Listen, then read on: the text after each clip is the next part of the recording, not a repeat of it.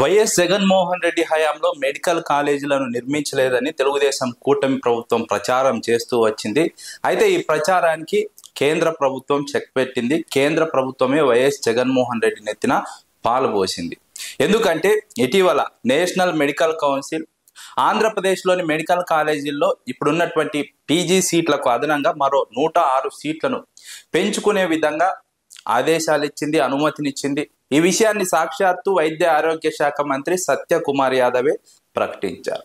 ఇన్నాళ్ళుగా తెలుగుదేశం కూటమి ప్రభుత్వం ఆంధ్రప్రదేశ్లో వైఎస్ జగన్మోహన్ రెడ్డి మెడికల్ కాలేజీలు నిర్మించలేదని మంత్రులు స్వయంగా మెడికల్ కాలేజీల వద్దకు వెళ్ళి ఎక్కడ మెడికల్ కాలేజీలు నిర్మించారో చెప్పాలంటూ వైఎస్ జగన్మోహన్ రెడ్డికి సవాల్ విసిరారు. వైఎస్ జగన్మోహన్ రెడ్డిని అవహేళన చేశారు. కానీ సాక్షాత్తు కేంద్ర ప్రభుత్వమే ఇప్పుడు మెడికల్ పీజీ సీట్లు పెంచుకునేందుకు అవకాశం ఇవ్వడంతో, అనుమతి ఇవ్వడంతో తెలుగుదేశం కూటమి ప్రభుత్వానికి చెంపదెబ్బగా మారిందని రాజకీయ విశ్లేషకులు అభివర్ణిస్తున్నారు. ఎలా అంటే తెలుగుదేశం కూటమి ప్రభుత్వం మెడికల్ కాలేజీలే నిర్మించలేదని చెబుతున్నప్పుడు కేంద్ర ప్రభుత్వం ఎందుకు మెడికల్ పీజీ సీట్లు పెంచుకునేందుకు అనుమతి ఇచ్చిందని వైఎస్ఆర్సీపీ నేతలు ప్రశ్నిస్తున్నారు. రాష్ట్రంలో మెడికల్ కాలేజీలు నిర్మించారు కాబట్టే కేంద్ర ప్రభుత్వం మెడికల్ పీజీ సీట్లు పెంచుకునేందుకు అనుమతి ఇచ్చింది, లేకుంటే ఎందుకు అనుమతిస్తుందన్నది రాజకీయ విశ్లేషకుల ప్రశ్న. దీని ద్వారా తెలుగుదేశం కూటమి ప్రభుత్వానికి కేంద్ర ప్రభుత్వమే చెక్ పెట్టిందని రాజకీయ విశ్లేషకులు అభిప్రాయపడుతున్నారు. వైఎస్ జగన్మోహన్ రెడ్డికి ఈ విషయం పాజిటివ్ గా మారిందని రాజకీయ విశ్లేషకులు అంచనా వేస్తున్నారు.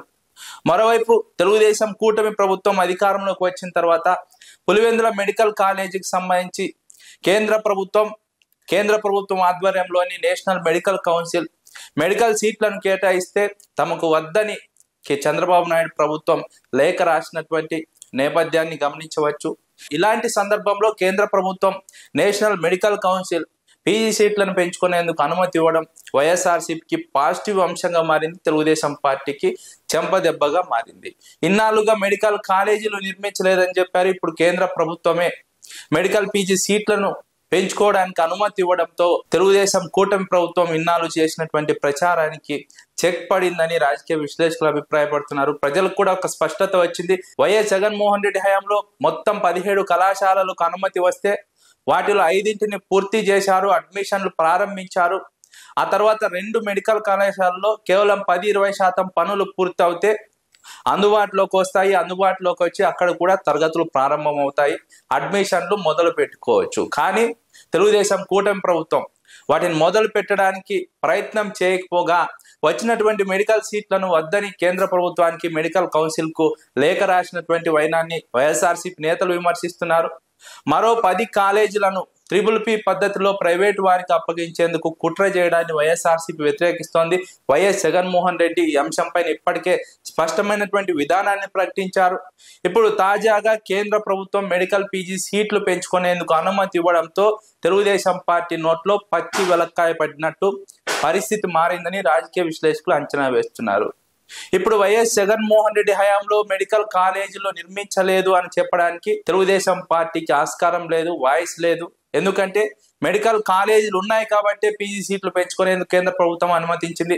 మెడికల్ కాలేజీలే లేకపోతే, జగన్మోహన్ రెడ్డి కట్టకపోతే పీజీ సీట్లకు అనుమతి ఎందుకు ఇస్తుందన్న ప్రశ్న ప్రజల్లో వస్తుంది. తెలుగుదేశం కూటమి ప్రభుత్వం వైపు స్పందిస్తారు. కాబట్టి కేంద్రంలో ఉన్నటువంటి ఎన్డీఏ ప్రభుత్వము, రాష్ట్రంలో ఉన్నటువంటి తెలుగుదేశం కూటమి ప్రభుత్వానికి ఒక స్పష్టమైనటువంటి మెసేజ్ ఇచ్చింది. పీజీ సీట్లను పెంచడం ద్వారా వైఎస్ జగన్మోహన్ రెడ్డి హయాంలో అభివృద్ధి జరిగింది, మెడికల్ కాలేజీలను నిర్మించారు, అడ్మిషన్లు ప్రారంభించారు.